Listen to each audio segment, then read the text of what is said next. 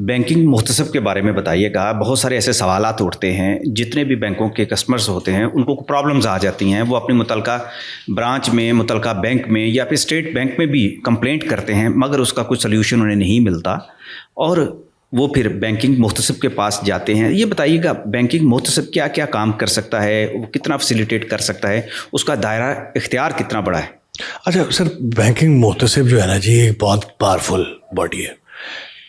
इसका जो आगाज़ है ना जी, वो अगर आप समझना चाहें तो ये एक ऐसा इदारा है जो बेसिकली यूके की बैंकिंग एसोसिएशन 1800 तकरीबन, मेरा ख्याल 86 की बात है, 1986 में इसके ऊपर मौजू पे डिस्कशन हुई कि उन्होंने कहा कि बैंकिंग इंडस्ट्री बड़ी इंपॉर्टेंट इंडस्ट्री है, इसमें लोगों का पैसा इन्वॉल्व होता है। अच्छा, इसके पीछे एक बड़ा इंटरेस्टिंग, सर मैं आपको पहले एक चीज़ बता, 1920 में ना जी एक सारे मुल्कों में ट्रीटी हुई है।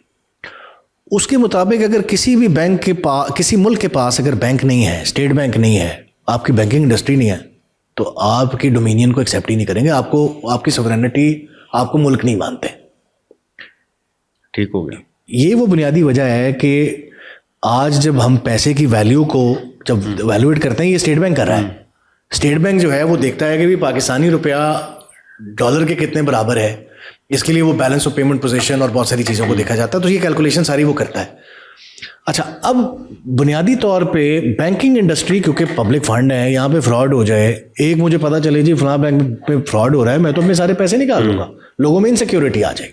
ये वो बुनियादी वजह है कि सेंट्रल बैंक ने बड़ी स्ट्रिक्ट रेगुलेशंस, इंटरनेशनल स्टैंडर्ड्स, वो आपस में कोलैबोरेशन होती है, उसकी बुनियाद के ऊपर अगर कोई फ्रॉड लेट से अमेरिका में हो रहा है तो वो स्टेट बैंक जो है वो इन्फॉर्म कर देगा बैंक्स को कि लो भी ये फ्रॉड वहाँ चल रहा है, बी केयरफुल। तो प्रूडेंशियल रेगुलेशंस, तो वो अपने कस्टमर को प्रोटेक्ट करता है, पब्लिक मनी को प्रोटेक्ट करता है, ये इतनी इंपॉर्टेंट चीज़ है।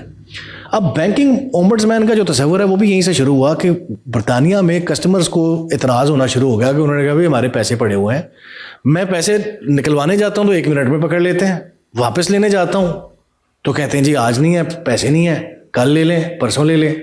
या वो कहते हैं जी, मैं कहता हूँ कि भाई मुझे 50-50 रुपए के नोट चाहिए, 1000 रुपए की डिनोमिनेशन के चाहिए, ये मुझे कहते हैं नहीं जी माजरत 5-5 हज़ार की देंगे। तो ये सारी वायलेशंस हैं, क्योंकि स्टेट बैंक कहता है जैसे कस्टमर पैसे मांगेगा वैसे ही देने पड़ेंगे, गुलाम है आप उसके, वो ऐसे है और आप ऐसे हैं। तो इस तरह की सूरत हमारे यहाँ तो ऐसा बहुत कम होता है। नहीं ऐसा ही, वो तो इनकी मर्जी है कि वो तो मुंह पे मारते हैं, ले जी आपके पैसे नहीं। वो कहते हैं मुझे 5-5 हज़ार रुपए के नोट दो, वो नहीं देते। ऐसा नहीं, वो कहते हैं जी है ही नहीं है। अक्सर होता है सर, अगर ऐसा किसी के साथ हो रहा है ना तो वो कंप्लेंट आप देखें 100 के नोट मांगता है, नहीं है, वो कहता है जी मुझे नए नोट दो, वो कहता है नहीं। सर बहुत बड़ी वायलेशन है ये बहुत बड़ी वायलेशन है। पता ही नहीं कि ये वायलेशन है। बुनियाद पे लाखों करोड़ों रुपए के फाइन स्टेट बैंक करता है मुतलका बैंक को, उसकी ब्रांचेस को, यहाँ तक कि अगर वो वायलेशन फिर भी बरकरार रहे, लाइसेंस मुअत्तल कर देते हैं ब्रांचों के। तो ये तो बहुत बड़ा ऑफेंस है। बैंकिंग ओम्बड्समैन के पास आप जा सकते हैं इस सिचुएशन में, अव्वल तो जाने की ज़रूरत ही नहीं पड़ेगी, आप सिर्फ उनकी जो कस्टमर, ये जो कंप्लेंट यूनिट है, सेंटर जो है, उसमें में अगर आप रिपोर्ट कर दे, आया उसमें चला गया तो भाई फेंक देंगे वो ना। वो इस तरह का कोई गैर मुनासिब रवैया बर्दाश्त करते हैं ना। आपकी इंस्ट्रक्शंस की अगर धज्जियाँ उड़ाई जा रही हैं, अगर कोई ऐसा मौजू है आप उसकी कंप्लेंट करें और देखें कैसे बैंक उस पर करता है। हाँ, कुछ बैंक्स मैं मानता हूँ, कुछ सरकारी बैंक्स के मसले हैं, वो NBP और BOP जैसे बैंक है, इसके अंदर रिपोर्ट्स हमें आती हैं, लेकिन लोग कंप्लेंट करें ना, ये कंप्लेंट करें और देखें कैसे तबाही फिरता है बैंकिंग ओम्बड्समैन, क्योंकि वो बहुत न्यूट्रली काम कर रहा है। मुतसिब का जो, आप सिर्फ उसकी वेबसाइट पे चले जाएं, बैंकिंग मुतसिब की, मैसेज करते हैं, वहाँ पे एक एनुअल रिपोर्ट शाया होती है हर साल। ऑनलाइन कंप्लेंट हो जाती है, ऑनलाइन भी हो जाती है, ऑनलाइन भी हो जाती है। आप कंज्यूमर प्रोटेक्शन का एक इदारा है स्टेट बैंक के नीचे, पहले आप उसको ऑनलाइन कंप्लेंट कर दें, वो पहले खुद अपने तौर पे आपको रीच करके वो समझेंगे आपसे क्या मौजू है और उसको एड्रेस कर। अगर उनको लगे कि भाई कोई ऐसी एलिगेशन लगा रहे हैं जो एस्टैब्लिश नहीं हो रही, तो वो कहेगा बैंकिंग ओम्बड्समैन के पास। बैंकिंग ओम्बड्समैन फिर आपको समझेगा, आप जो एलिगेशंस लगा रहे हैं अगर आप एस्टैब्लिश कर जाते हैं तो बैंकिंग ओम्बड्समैन आपके फेवर में फैसला देगा। लेकिन खैर वो पहले इनिशियली तो मीडिएशन का किरदार अदा करते हैं, बैंक को बुलाते हैं, आमने सामने कस्टमर को बिठाते हो, कहते हैं यार तुम्हारा कस्टमर का ख्याल करो, आपस में कोई कर लो। लेकिन इफ़ मीडिएशन इफेक्टिव नहीं हो पाती, कोई अमिकेबल सोल्यूशन नहीं निकलता, और आप कहते हैं कि नहीं जी अब इनके खिलाफ, और फिर बैंकिंग ओम्बुड्समैन देखता है कि यार बैंक अच्छा, ऐसा भी तो होता है कई दफ़ा कि एक आदमी ने जिसने वहाँ से कैश जो है ड्रॉ करना है, मिलियंस में करना है, वो सारे दिन बैठा होता है कि जी कैश नहीं आया, ऐसी सूरत भी होती है कई दफ़ा। अच्छा, इसमें सर दो बातें हैं। देखें, ये तो पॉसिबल है ना कि आप अगर करोड़ों रुपया लाखों रुपया मांग रहे हैं, ब्रांच के पास मौके पे ना हो, लेकिन ब्रांच की जिम्मेदारी है कि वो इंस्टेंटली उसको रिपोर्ट करेगा, इधर उधर से अरेंज करा के देगा कि जी मैंने पैसे कराने। लेकिन उसका एक रीज़नेबल तरीका ये होता है कि आप अपने ब्रांच मैनेजर के साथ लाइजन में रहें, ब्रांच मैनेजर को बताएं मुझे पैसे चाहिए, वो आपको बताएगा कि सर इतनी देर में पैसे आपके अरेंज हो जाएंगे, तो आप जाके रिसीव करें। अच्छा, यहाँ एक और बड़ा इंटरेस्टिंग सवाल है। जैसा कि हमारे यहाँ बैंक लूट जाते हैं, एक आदमी पैसे निकलवाने गया, बैंक के अंदर उसके साथ डकैती हो जाती है, तो क्या बैंक उसका नुकसान पूरा करने का जिम्मेदार होगा?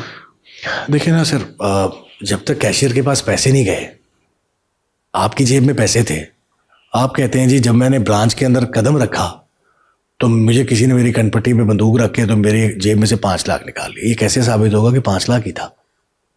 अगर आपने वो पैसे बैंक में डिपॉजिट कर दिए होते, आपके पास उसकी रसीद होती और अंदर ना जाते, उससे बाहर डकैती होती, आपके पास रसीद है, पैसे मिलेंगे आप। वारदात तो हो गई ना, पैसे चले कम ज्यादा हो सकते हैं। वारदात तो सर अब तो कैमरे लगे होते हैं, सब कुछ नजर आ रहा था, बैंक लूट जाते हैं सारे। मेरा पॉइंट और कई दफा होता है कि वो कहते हैं कि जी हम बैंक से निकले, हमारी बैंक से मुखबरी हुई है। शायद साहब मेरा पॉइंट ऐसी वारदातें आप देखें ना कितनी ज्यादा हो यहाँ चुकी हैं। तक तो आपकी बात वैलिड है, बड़ी वैलिड बात है, लेकिन मेरा नुक्ता ये था कि आप बैंक के अंदर हैं, आपके पास कोई ब्रीफ केस है, उस ब्रीफ केस में 1 लाख रुपए पड़ा है, आप कहते हैं 10 लाख निकल गया, साबित कैसे होगा कि 10 लाख था?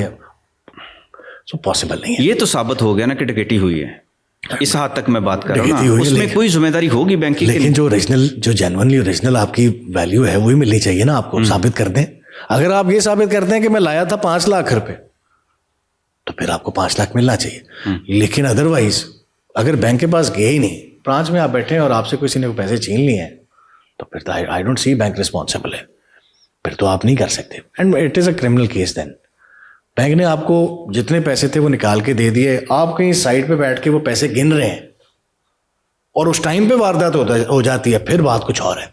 फिर आप जाएंगे ओम्बुड्समैन के पास और आप कहेंगे कि देखें जी मैंने अकाउंट खोला था सेफ्टी सिक्योरिटी के लिए, मैंने पैसे निकाले, मैं साइड पर बैठ के पैसे गिन रहा था और इस दरमियान कोई शख्स आया और उसने मेरी कानपट्टी पे बंदूक रखी या कोई डकैती वारदात पड़ी और मेरे ये पैसे निकाल लिए। अब आपके पास रसीद है दिखाने के लिए कि मैंने अभी निकाले थे बैंक से पैसे, और बैंक की बाउंड्स के अंदर ये पैसे। अच्छा हमजा साहब, एक और बड़ा यहाँ पे सवाल आता है कि हमारे यहाँ आपको पता है नकली नोट बड़े होते हैं, अब तो एटीएम के अंदर से भी निकल आते हैं, वही एटीएम से पैसे निकले जो होते हैं, जब आप बैंक में लेके जाते हैं या किसी और शॉप पे जाते हैं शॉपिंग के, वो कहते हैं ये तो आपका नकली नोट है। वहाँ पर मुझे बताइए क्या सोचते हैं? अच्छा, इसका हल है सर, इसका हल ये है, मोस्ट ऑफ द टाइम लोग, ये बड़ा इंटरेस्टिंग, आपने फिर एक बड़ा अच्छा सवाल किया है।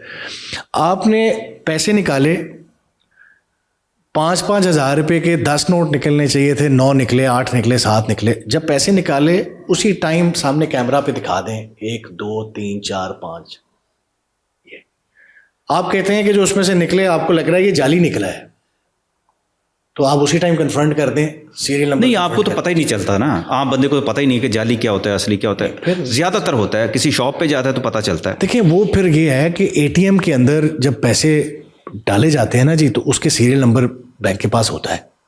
अगर आप नोटों का तो नहीं ना होता, नहीं, बैंक के पास पूरा सीरियल नंबर का हिसाब होता है कि ये पैसे हमने डाले हैं एटीएम के अंदर। अगर वही होगा वो रिकॉर्ड से चेक कर देगा कि ये हमारा है या नहीं, अगर है तो वो रिप्लेस कर देगा। लेकिन वैसे ये है कि अब तो जाली अगर करेंसी जो है वो बैंक के सामने अगर आ जाए ना, तो बैंक उसको उसी टाइम फोरफीट कर लेता है, एटीएम में नहीं जा सकती, मुमकिन नहीं है। तो मेरा ज़ाती व्यू ये है कि ये पॉसिबल नहीं है, लेकिन अगर किसी के साथ ऐसा हुआ है तो उसे इंस्टेंटली जाना चाहिए बैंक में और जाके कन्फ्रंट करना चाहिए, और वो बैंक टैली करेगा अपने सीरियल नंबर से कि हमने कौन से नोट डाले थे, उससे कंपेयर अगर वो निकला है तो वो रिप्लेस करके देगा आपको। लेकिन जब कोई डिपॉजिट करने जाता है उसमें से कोई निकल आता है नकली नोट, तो उस कस्टमर के साथ क्या होगा? वो ले लेंगे उससे, वो नोट फोरफीट हो जाएगा और साथ एक लेटर लिखवाएंगे आपके पैसे आपके पास कैसे आए, वो आपको पूरा नोट लिखना पड़ेगा। पुलिस केस तो नहीं बनेगा या पुलिस केस बन जाएगा? नहीं, पुलिस केस तो नहीं बनता, लेकिन वो पैसे फोरफीट हो जाते हैं ताकि दोबारा इस्तेमाल ना होने पाए, इसके ऊपर कोई फर्दर क्राइम ना होने पाए। तो नुकसान हुआ तो वो आप ही का ही हुआ, किसी और का तो नहीं हुआ। लेकिन अगर कोई नकली नोट किसी से निकल आए जो फेक करेंसी का जो होता है, वैसे मैं एक सवाल आपसे कर रहा हूँ, बहुत सारे लोगों के साथ ऐसा होता है, वो गए हैं शॉपिंग पे तो उन्होंने कहा ये तो नकली नोट है आपका, तो उस पर केस बनता है, वो 1.5 पे कॉल चला देते हैं। फॉरफिट है, ऑफेंस है। क्या अगर आपके पास जाली अगर करेंसी है, आपके नोटिस में थी और आपने उसको इस्तेमाल किया है, नोटिस में नहीं, आम जैसे खवातीन अगर होती हैं, उनको है नहीं तो- पता होता ना। अगर नहीं पता तो फिर तो बात कुछ और है। फिर तो आप ये बताएंगे ना सोर्स क्या था, कहाँ से आई। तरीका भी तो आप देखें ना, जब आप किसी को देते हैं शॉपकीपर, वो बाकायदा चेक करता है, छोटे से छोटा भी, लेकिन जब आपको वो देता है तो आप तो चेक करने की पोजीशन में नहीं होते। नहीं देखिए ना सर, मेरा नुक्ता ये है कि अगर तो मैंने आपको पैसे दिए, आपने मौके पे देख लिया तो आप मुझे वापस कर देते हैं ना। नॉर्मल सिचुएशन में कहते हैं यार ये नहीं चलता, ये दोनों मुझे सस्पिशियस लगता है, आप कोई और दे दें, तो वो तो मैं आपको चेंज कर दूंगा। बैंक नहीं करता वैसे ही, ये तो हम आपस में बात कर रहे हैं। लेकिन अगर बिलफर्ज मुझे पता है और मैं नोइंगली कर रहा हूँ तो यस इट्स एन ऑफेंस। फिर आप मुझे मेरे खिलाफ कार्रवाई कर सकते हैं, आप पुलिस में रिपोर्ट कर दें, मेरे पे पर्चा हो जाएगा, फॉरफिट है। सर बहुत बहुत शुक्रिया जनाब।